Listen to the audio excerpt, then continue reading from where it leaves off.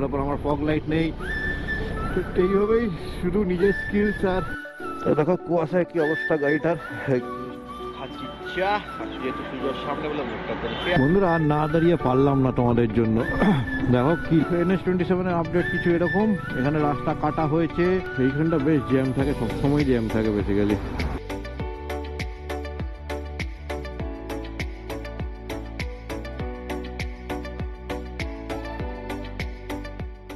তো good morning বন্ধুরা, আরেকবার তোমাদের দেখিয়ে দিই। এই দেখো আমার বাইকের সেট আপ সিকিম যাওয়ার জন্য। পিছনে টেল ব্যাগ নিয়ে নিয়েছি, কভারটা খুঁজে পাইনি, এই কারণে কভারটা লাগাতে পারিনি। আর উপরে একটা পিঠের ব্যাগ নিয়েছি, কেন গুরুদম্বার বা যখন লাচুনে সাইট সিং করতে যাবো তখন পিঠের ব্যাগটা নিয়ে যাবো, এত বড় ব্যাগ নিয়ে যাওয়ার কোনো দরকার নেই। আর তার সঙ্গে হচ্ছে ট্যাঙ্ক ব্যাগ। চলো এবার এখান থেকে বেরিয়ে এগিয়ে পড়ি আজকের দিনে আমার এই রাইডের।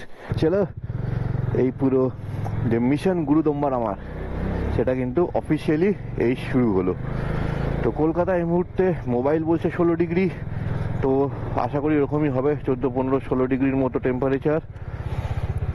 আর আমার যে নতুন বাড়ি বা নতুন ফ্ল্যাট, ওখান থেকে কিন্তু এই আমার প্রথম লং রাইড।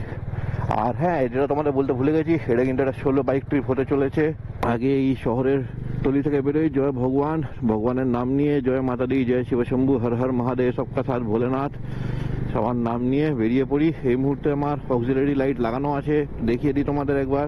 এই দেখো, এটা এখন লাগছে না, যখন লাগবে তখন ইউজ করব, যতক্ষণ না লাগছে ততক্ষণ ইউজ না করাই ভালো। তো চলো, মিশন গুরুদম্বার 2025 স্টার্ট হয়ে গেল। আর এই মুহূর্তে তো কুয়াশার কোনো দেখা নেই, আর ঠান্ডারও সেরকম দেখা পাচ্ছি না, এখনো নর্মালি মনে হচ্ছে। আর যেহেতু আমি কটসুল বা এই লাইনার ফাইনার গুলো পরে নিয়েছি, তো সেই কারণে ঠান্ডার এখনো পর্যন্ত কোনো অসুবিধা হয়নি, আর নাই কুয়াশার হয়েছে। আহা হা, কি সুন্দর লাগছে দেখো তো, আমার ভালোবাসার শহর কলকাতা। এই ট্রিপে আমার টার্গেট কিন্তু সেই সিকিম। অনেকদিন পর খুলেছে, আমিও সিকিম বা নর্থ সিকিম যদি বলি, অনেকদিন পর যাচ্ছি। লাস্ট গেছিলাম 2022, আর প্রথম গেছিলাম 2020। তো এবার থার্ড টাইম হয়ে যাচ্ছে।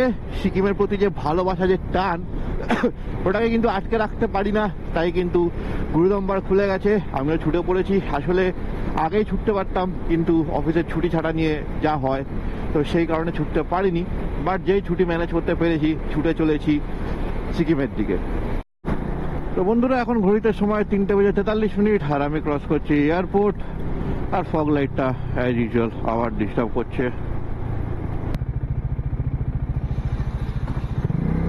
ফাইনালি আমি ধরে নেব NH12 এইখান থেকে। বন্ধুরা, তোমাদের জন্য কতটা কি ভিজিবল হচ্ছে, কিন্তু হালকা হালকা কুয়াশা কিন্তু এই মুহূর্তে আমি দেখতে পাচ্ছি। আর এখন সময় হয়ে গেছে 4:31। আমি কিন্তু NH12 এর কৃষ্ণনগর রোড যেটা আছে ওইটাতেও আছি। আমডাঙ্গা ক্রস করে গেছি, আমডাঙ্গা ক্রস করে এখনো যে সিঙ্গেল লেন যে রাস্তাটা, আমি যেটা মোটামুটি 22 থেকে 28 কিলোমিটার, ওই রাস্তাতেই আছি। আর চেষ্টা করছি, মানে এতটা আসতে যাব না, একটু জোরেই যাচ্ছি, 70-80 যাচ্ছি, তার বেশি যাচ্ছি না। কেন, যেহেতু ফগ লাইটটা নেই, আমি দূরের রাস্তাটা ভালো করে বুঝতে পারছি না। যতক্ষণ আবার 6 লেন হাইওয়ে আসছে, ততক্ষণ সেইভাবে কনফিডেন্স পাচ্ছি না জুড়ে চালানোর। কারণ ওই রাস্তাতে মাঝে মাঝে, মানে আগে তো অনেকখানি গাড্ডা ছিল, এখন অনেকটা গাড্ডার মানে প্রবাবিলিটি কমে গেছে, বা গাড্ডার যে সংখ্যা সেটা কমে গেছে। একদম সামনে চলে আসছিল, এসে নিজেও ব্রেক মেরেছে, আমাকেও ব্রেক মারতে বাধ্য করলো। এইগুলো ঠিক না গাড়ি চালকদের জন্য। এই বাপরে বাপ বাপ বাপ, কি গাড্ডা রে! কি দেখছে, একটা লাইট তো দেখতে পাচ্ছে, আমি লাইটও জ্বালিয়ে রেখেছি আর হ্যাজারটাও দিয়ে রেখেছি। দেখতে তো পাচ্ছে একটা লাইট আসছে, এরকম করে বাদিক আসার দরকার কি আছে ভাই? একটু পরে যা, তুইও সেফ থাকবে, আমিও সেফ থাকবো, তোরও কিছু হবে না, আমারও কিছু হবে না। অত তাড়াহুড়ো করাই না, মানে প্রত্যেকটা জিনিসের দোষ, যে তাড়াহুড়ো করতে নেই, আরামসে চলো। আর এই জায়গাটা একদম একটুখানি মানে 500 মিটার মতো স্ট্রেচ পুরোপুরি খারাপ।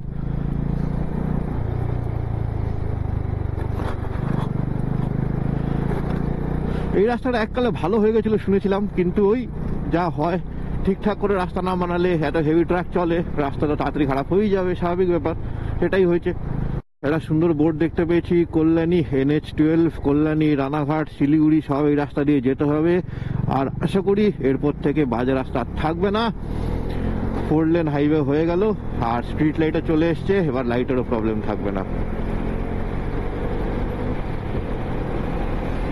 চলো এবার যতটা টানতে পারি টেনে বেরিয়ে যাই। অনেকখানি সময় নষ্ট করেছি এই ভেতরে, কেন আজকে আমার টার্গেট হচ্ছে রংপুর অব্দি। আর এখানে একটা ডিসক্লেমার দিয়ে রাখি বন্ধুরা, চেষ্টা করো না, আমার যেহেতু স্কিল আছে, এক্সপিরিয়েন্স আছে, পাহাড়ে আমি অনেকবার চালিয়েছি, গুরুদম্বর আমি 2বার গেছি, ইস্ট সিকিম 3বার বাইক নিয়ে গেছি, এছাড়া দার্জিলিং ফার্জিলিং অনেক কিছুই গেছি। তো সেই হিসাবে বলছি, আমাকে দেখে তোমরা অযথা অনেকটা ডিস্টেন্স এক দিনে বা একবারে চেষ্টা করো না। তোমরা যতটা কমফোর্টেবল, যতটা পারবে সেই হিসাবে ভেবে চিন্তে কিন্তু করো। অনেকে ইসলামপুরে থেকে যায়, রায়গঞ্জে থেকে যায়, তোমাদের যদি ইচ্ছা হয় তাহলে তোমরা তাই করতে পারো, কোনো অসুবিধা নেই। কেন ঘোরাটা আনন্দের জন্য, কম্পিটিশনের জন্য না। বন্ধুরা বেশ ঠান্ডা লাগছিল, তাই কি করব আমার যে রেনকোটটা নিয়েছিলাম, রেনকোটের যে আপারটা সেটা পরে নিলাম যাতে ঠান্ডাটা কম লাগে। যতই হোক এদিকে ঠান্ডা আছে। তো চলো আবার এগিয়ে পড়ি। আমি দেখতে পাচ্ছি এখানে যে আমরা এখনো কৃষ্ণনগর পৌঁছাইনি, রানাঘাট পৌঁছাবো। রানাঘাট মোটামুটি 18 কিলোমিটার। তো এই হাইওয়েটা তো ভালো, রাস্তা একদম সুন্দর চকচক করছে, কিন্তু স্ট্রিট লাইট কিন্তু সেরকম ভাবে নেই। আর স্ট্রিট লাইট একমাত্র ওভারব্রিজগুলোতেই আছে, এছাড়া কিন্তু বাকিটা স্ট্রিট লাইট নেই। তোমরা কিন্তু অবশ্যই অক্সিলারি লাইটটা লাগিয়ে নিও, না লাগালে কিন্তু রাস্তা অসুবিধা হতে পারে। কৃষ্ণনগর ঢুকছি আর কি, মোটামুটি 5-6 কিলোমিটার, কিন্তু এই কৃষ্ণনগরে আগে একটুখানি আমি দেখলাম কুয়াশা আছে। বাসটাকে কি ওভারটেক করাটা ঠিক হবে? দেখি কতটা জোরে যায় ও, সেই হিসাবে ভাবো। বাপরে, এবার এইখানটা আবার কুয়াশাটা একটু বেড়ে গেল, সে দেখছি কি করা যায়। তো বন্ধুরা আবার দেখো রাস্তার অবস্থা। এই মুহূর্তে ঘড়ির সময় হচ্ছে 6টা বাজতে যায়, আর আমরা বেথুয়াদুয়ারি ক্রস করলাম। বেথুয়াদুয়ারি টাউনটা ক্রস করার পর কিন্তু আবার পুরো রাস্তা এরকম একটা ঘন কুয়াশা। সত্যি এই ডিসেম্বর জানুয়ারি মাসে বেরোনো এই একটা চাপ, কিসালা রাস্তা এত কুয়াশা থাকে কি টাইমটা অনেক বেশি লেগে যায়, কিন্তু কিছু করার নেই। রাইডার হয়েছি, ঘোরার শখ আছে, বেরোতেই হবে। কিন্তু ওই আস্তে আস্তে আরামসে কনসেন্ট্রেট করে। দেখো কুয়াশায় কি অবস্থা গাড়িটার, কিছু কিছু জায়গায় গরম আর ঠান্ডার জল ফল হয়ে গেছে, হেডলাইটের ভিতরটা কেমন হয়ে গেছে। এইখানে চা ফা খেলাম, এবার চলো আবার রেডি হয়ে বেরিয়ে পড়ি।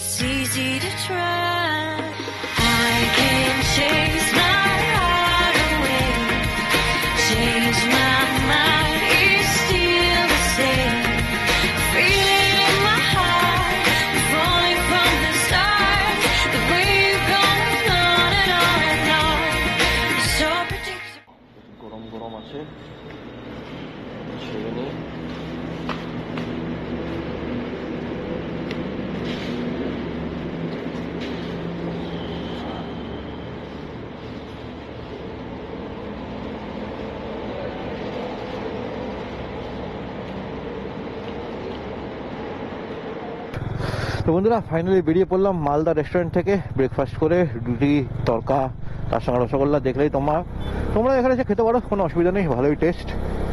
আর এবার শুধু সোজা বেরিয়ে যাব রায়গঞ্জ বাইপাস দিয়ে করে। দেখি ওখানে একটা ড্রোন শট নেওয়ার ইচ্ছা আছে, ওই সব নেবো, নিয়ে আর সেরকম ব্রেক নেবো না। দেখি কত তাড়াতাড়ি শিলিগুড়ি ঢোকা যায়। ঘড়িটার সময় হয়ে গেছে 10:07। বাড়ি থেকে চালানো হয়ে গেছে 377 কিলোমিটার। আর এসে গেছি আজকে আমাদের 6ম টোল প্লাজা, মানে হচ্ছে 6th টোল প্লাজা, হচ্ছে Farakka Raiganj highway toll plaza. বন্ধুরা আর না দাঁড়িয়ে পারলাম না তোমাদের জন্য। দেখো কি লাগছে জায়গাটা, এত সুন্দর ফুল ফুটে আছে, অসাধারণ লাগছে। আর আমি তো দুপাশেই দেখতে দেখতে যাচ্ছি, আর অনেক সুপে বেশ সুন্দর লাগছে। পর পর পর পর সর্ষে ক্ষেত, পর পর পর পর সব দিকে শুধু সবুজ। তো বন্ধুরা আর নিজেকে আটকাতে পারলাম না, দুপাশে এতটা সবুজ না, তোমাদের দেখানোর জন্য দাঁড়িয়ে পড়লাম। তো চলো এই সুন্দর জায়গাটা একটা সুন্দর একটা ড্রোন শট দেখো, আশা করি ভালো লাগবে।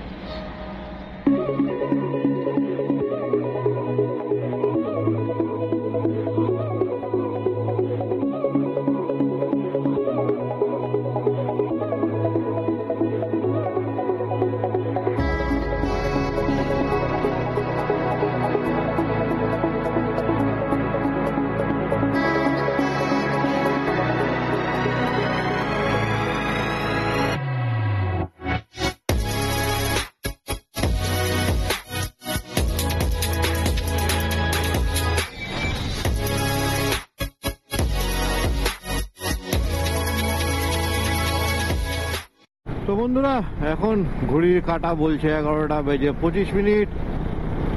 বাড়ি থেকে 479 কিলোমিটার আমি চালিয়ে ফেলেছি, আর এসে গেছি সেই NH12 এর যে শেষ সেখানে। এখান থেকে হচ্ছে কিষানগঞ্জ 28 কিলোমিটার, ডান দিকে 127 কিলোমিটার হচ্ছে শিলিগুড়ি। নিয়ে নিচ্ছি বাদিক, আর যা হয় আর কি। এদিকার রাস্তা যা খবর পেয়েছি আগের মতোই আছে, হয়তো গাড্ডা আরও বেড়ে গেছে, তো দেখেই চালাতে হবে। এরকম মাখন রাস্তা মোটামুটি শেষ, আবার পাবো ওই বাগডোগরার ওখানে গিয়ে।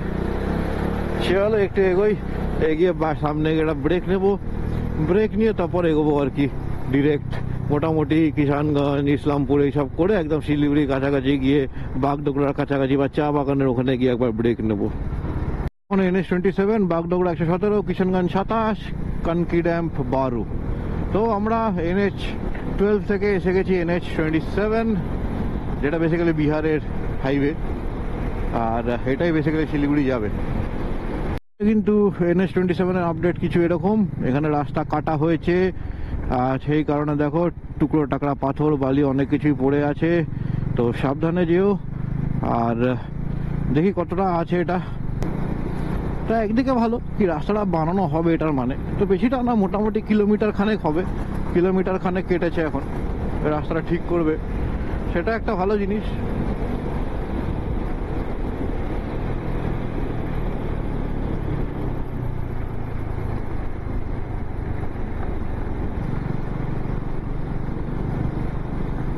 তারপরে আবার কিছুটা মানে কিছু কিছু প্যাচেস আর কি করা আছে, এরকম একটু খেয়াল করে চালাবে। কিছু কিছু জায়গা এরকম করে কেটে রেখেছে যাতে রাস্তাটা বানানো যাবে না, যেখানে যেখানে বেশি খারাপ আছে ওগুলো বানাবে। আবার তারপরে দেখো তারপরে আবার ঠিক আছে, আবার হয়তো আগে এরকম প্যাচ পাবে, তো ওগুলো একটু খেয়াল করে চালিও। এটাই হচ্ছে এই মুহূর্তের আপডেট। তো বন্ধুরা, এই মুহূর্তে কিন্তু এই রাস্তা এরকম অনেকগুলো স্ট্রেচ আছে, অনেকগুলো জায়গা আছে, অনেকগুলো, তো একটুখানি ভেবে চিন্তে দেখে শুনে আসবে। এই রাস্তাটা কিন্তু প্রচণ্ড খারাপ অবস্থা এই মুহূর্তে, তো সময় লাগবে। এখন সময় হচ্ছে 12টা বেজে 60 মিনিট। বাড়ি থেকে অলরেডি 508 কিলোমিটার চালিয়ে পৌঁছে গেছি কিষানগঞ্জ, আর বাদিকে টেকনিক্যালি কিষানগঞ্জ স্টেশন। আমরা স্টেশনটাকে ক্রস করে এগিয়ে যাব শিলিগুড়ি 100। উঠে গেলাম কিষানগঞ্জের ব্রিজটা, এই দেখো বাদিকে কিষানগঞ্জ স্টেশন। কিছুদিন আগে আমি স্টেশনে এসেছিলাম, অবভিয়াস ব্যাপার, কেন স্টেশনে নেমেও ছিলাম না, স্টেশনে নামিনি, কারণ ওটা মাঝরাতে এসেছিল, আমি মালদাতে নেমেছিলাম, মালদাতে নেমে দেখেছিলাম কিষানগঞ্জ। ভেবেছিলাম কিষানগঞ্জের পরে রাস্তা ভালো হয়ে যাবে, কিন্তু কিষানগঞ্জের পরেও রাস্তাটা কিন্তু একটু খারাপ আছে। খারাপ মানে গাড্ডা ঠিক নেই, কিন্তু এই গাড্ডাগুলোকে যে ভরেছে তার তাপ্পিগুলো বম মেরা, মানে ওরকম হয়ে যাচ্ছে। বাচ্চা সেই গানটা, বম মেরা গোতে খায়, যখনই ওর উপর দিয়ে যাবে তখন বমগুলো গোতে খাবে, তো ওই আর কি। সোজা গেলে ইসলামপুর, আমি এসে গেছি ইসলামপুর বাইপাস। আর সত্যি ডাল খোলার পর এদিকে রাস্তা কিন্তু খুব বাজে। আশা করি ইসলামপুর বাইপাসটা ভালো হবে, তারপরে আবার খারাপ হবে, দেখা যাক কি দাঁড়ায়। তো বন্ধুরা, বাদিকে দেখো চা বাগান কিন্তু শুরু হয়ে গেছে। এই মুহূর্তে চায়ের পাতাটা অতটা আসেনি বলে সবুজটা বোঝা যাচ্ছে না, কিন্তু চা বাগান কিন্তু বাদিকে শুরু হয়ে গেছে। আর চা বাগান শুরু হওয়া মানে কিন্তু আমরা শিলিগুড়ির কাছাকাছি পৌঁছে গেছি। আর এটাই মজা এই শিলিগুড়ি, এই gateway to heaven, gateway to north Bengal, gateway to Sikkim, gateway to Darjeeling, এই জায়গাটায় আসা। বন্ধুরা, এখন কিন্তু আমার দুপাশে পুরো চা বাগানে ভরে গেছে। ডান দিক চা বাগান, বাদিক চা বাগান, আর সামনে আসছে বাগডোগরা। আর এখান থেকে ওই বাদিকে গেলে বাগডোগরা, ডান দিকে গেলে ফুলবাড়ি, ওদিকে নিয়ে না, আমি তো বাদিক দিয়েই যাবো বাগডোগরা হয়ে। বন্ধুরা, তো সেই জায়গায় চলে এসেছি, বাদিকে বাগডোগরা, সোজা হচ্ছে ফুলবাড়ি আর জলপাইগুড়ি 53। ওইদিকে আমরা যাব না আজকে, আমরা এই দিক দিয়ে বাগডোগরা হয়ে বেরিয়ে যাব। এই মুহূর্তে আগে যাই সুব্রত সঙ্গে দেখা করি, আর তারপর আস্তে আস্তে এগিয়ে যাব রংপুর দিকে। এখন ঘড়িতে সময় হচ্ছে 1:21। ফাইনালি কিন্তু আমি শিলিগুড়ি এন্টার করে গেছি। ভোর 3টের সময় বাড়ি থেকে বেরিয়েছিলাম, এখন বাজে 1:30। এটাই হচ্ছে প্রবলেম, এইখানটা বেশ জ্যাম থাকে, সবসময় জ্যাম থাকে বেসিক্যালি। আর এই লাইনটা হচ্ছে যেটা হচ্ছে এনজিপি না ঢুকে শিলিগুড়ি জাংশন যায়, ওই লাইন। আচ্ছা, গাড়িটা কিছু ঠকাঠকি হয়েছে, যেই কারণে এদের মধ্যে আবার ঝামেলা হবে, কে কাকে টাকা দেবে, কিভাবে ইন্স্যুরেন্স ক্লেম করবে, এইসবই হবে আর কি। NH10 ধরতে আমার আর 5.6 কিলোমিটার বাকি আছে, মানে সেবক মোড় থেকে মোটামুটি NH10টা শুরু হয়ে যায় আমার যতদূর ধারণা। তেলটা ভরে নেবো।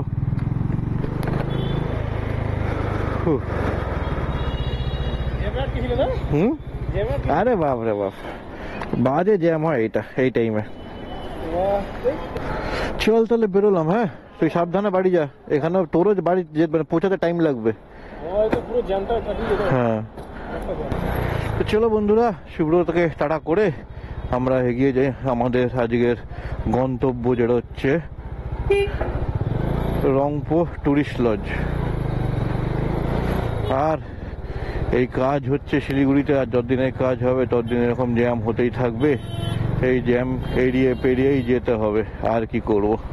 এই যে কিন্তু আমরা NH10, আর বাদিকে হচ্ছে আমাদের বেঙ্গল সাফারি। আমরা চলেছি সোজা টুয়ার্ডস রংপো। গত 2 সপ্তাহ আগে এসেছিলাম, তখন গাড়ি করে এই জায়গাটাতে গিয়েছিলাম, তখন বলেছিলাম কি পাহাড় আমার সবচেয়ে প্রিয়, আবার কিন্তু ফিরবো। ফাইনালি কিন্তু ফিরে গেছি, প্রথম দেখা পাহাড়ের। আর জ্যামটা সেরকম কিছু না, আমার এই ট্রেন গেছিল, ট্রেনের জন্য রেল লাইন মানে রেলগেট পড়েছিল, সেই কারণে এই সব এতটা লাইন পড়ে গেছে, এতটা জ্যাম হয়ে গেছে।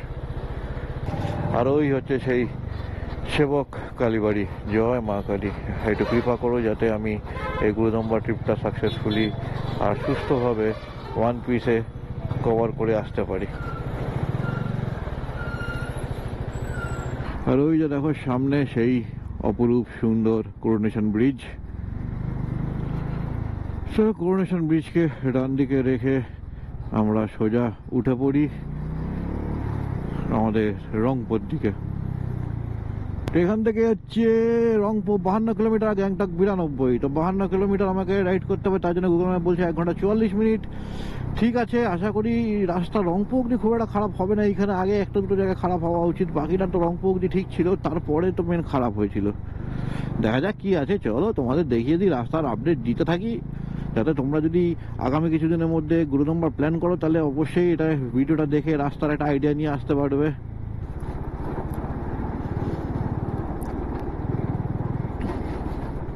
আর এই যে এই জায়গাটা একটা প্রবলেম হচ্ছে, ধুলো, এমন ধুলো ওড়াবে যে আমার যে রাইডিং জায়গাটা যে ওটা সাদা হয়ে যাবে। কি অবস্থা, কি অবস্থা দেখো, সব কত উপর অব্দি আর কি ক্ষয় হয়েছে, মানে কত উপর অব্দি জল উঠেছিল, মানে বুঝতে পারছো কতটা বেশি আর কি ক্ষতিগ্রস্ত হয়েছিল। 1 বছর 2 মাস হয়ে গেল, বা সরকারের 1 বছর 2 মাস লেগে গেল এই নর্থ সিকিম ওপেন করতে। ওই যে সেই রেল ব্রিজ যেটা বানানো হচ্ছে, ওই দেখো ওই যে রেল ব্রিজ বানানো হচ্ছে, যেটা হচ্ছে আমাদের সেবক থেকে যাবে রংপো অব্দি।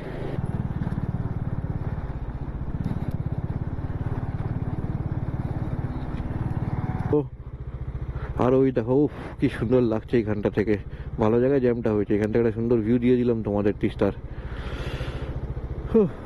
এই তো হচ্ছে কাজ, নিজেও ভিউ দেখা, তোমাদেরও ভিউ দেওয়া। এই রাস্তাটাও চলে গেছিল, এটাকেও বানানো হয়েছে। মানে ভাবো কতটা লেভেলে জল উঠেছিল, যে এই সব রাস্তা ফাস্তাগুলো সব ধসে শেষ। আর মেনলিতে তো জানোই কি অবস্থা হয়েছিল, বাড়ি ঘর দৌড় সব নিয়ে চলে গেছিলো। সত্যি মাঝে মাঝে খুব খারাপ লাগে মানুষজনদের, ওখানকার যারা ছিল, যাদের বাড়ি টাড়ি চলে গেল, এত মেহনত করে কষ্ট করে পয়সা দিয়ে বানিয়েছিল, সব ধসে গেল, আবার নতুন করে বানাতে হয়েছিল।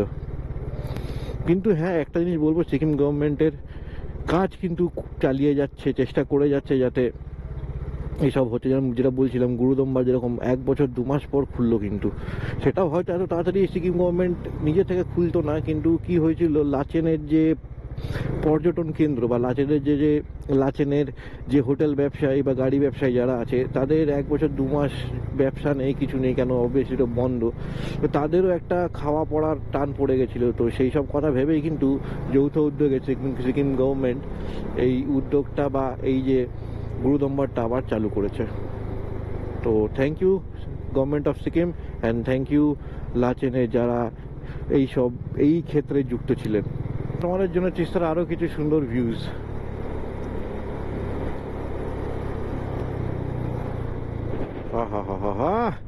অসাধারণ অসাধারণ। এখন বেশ শান্ত প্রকৃতির তিস্তাকে আমরা দেখতে পাচ্ছি, প্রখর প্রকৃতির তিস্তাকে দেখতে চাই না। ভগবান করুক যেন সিকিম রাজ্যে আর তিস্তার সেই রূপ যেন ফিরে না আসে।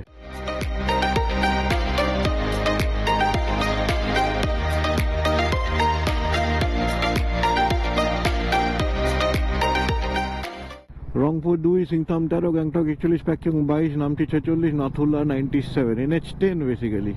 জিরোটা আছে, একটা হারিয়ে গেছে। এখানে ব্যাপারে কত গাড়ি, এটা সব খাওয়া দাওয়ার জন্য। এটা খাচ্ছে মানে এটা কি ওপরে উঠছে না নিচে নামছে? তাহলে এত খাচ্ছে কেন? আর এই হচ্ছে সেই ফেমাস ব্রিজ NH 10, কিন্তু আমাকে যেতে হবে ডান দিকে। আমিও ডান দিক নিয়ে নিলাম এদের সঙ্গে। এটা যাবো হয়তো কালকে। Sikkim tourist lodge.